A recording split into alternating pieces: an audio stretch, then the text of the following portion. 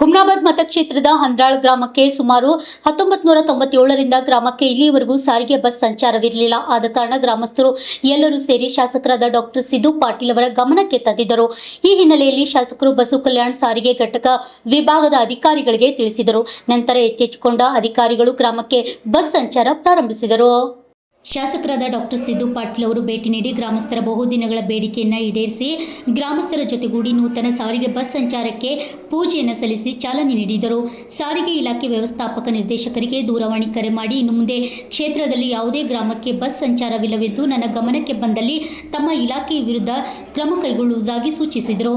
ಗ್ರಾಮದ ಅಭಿವೃದ್ಧಿ ಕಾರ್ಯಗಳನ್ನು ಕುರಿತು ಗ್ರಾಮದ ಪ್ರಮುಖರೊಡನೆ ಚರ್ಚಿಸಿ ಗ್ರಾಮದ ಅಭಿವೃದ್ಧಿಪಡಿಸುವುದಾಗಿ ತಿಳಿಸಿದರು. ಗ್ರಾಮದಲ್ಲಿರುವ ಸರ್ಕಾರಿ ಹಿರಿಯ ಪ್ರಾಥಮಿಕ ಶಾಲೆ ಭೇಟಿ ನೀಡಿ ಶಿಥಿಲಗೊಂಡಿರುವ ಶಾಲೆಯ ಕೊಠಡಿಯನ್ನು ಪರಿಶೀಲಿಸಲು ಸಂಬಂಧಪಟ್ಟ ಅಧಿಕಾರಿಗಳನ್ನು ಸೂಚಿಸಿ ಬರುವ ದಿನಗಳಲ್ಲಿ ಅಧಿಕಾರಿಗಳಿಂದ ಮಾಹಿತಿ ಪಡೆದು ಗ್ರಾಮದ ನೂತನ ಹೊಸ ಶಾಲೆ ಕಟ್ಟಡ ನಿರ್ಮಿಸಿಕೊಡುವುದು ಭರವಸೆ ನೀಡಿದರು. Vidyasagar, RJ32 Kannada news, Humnabad. ಇಂದು ನಮ್ಮ ಹಂದ್ರಾಳ್ ಗ್ರಾಮಕ್ಕೆ ಸುಮಾರು ವರ್ಷಗಳಿಂದ ಇಲ್ಲಿ ಬಸ್ಸಿನ ಸೌಲಭ್ಯಗಳನ್ನು ಇದ್ದಿಲ್ಲ.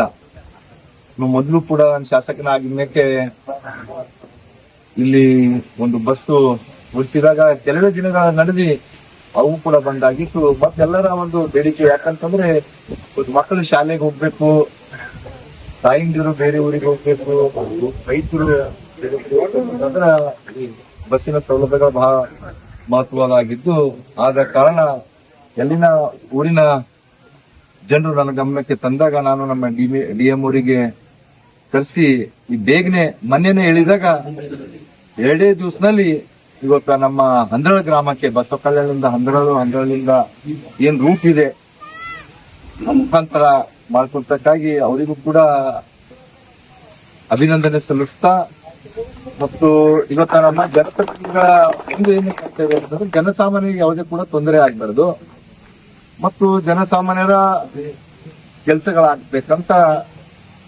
ಎಲ್ಲರ ಒಂದು ಬಯಕೆ ಇರುತ್ತೆ.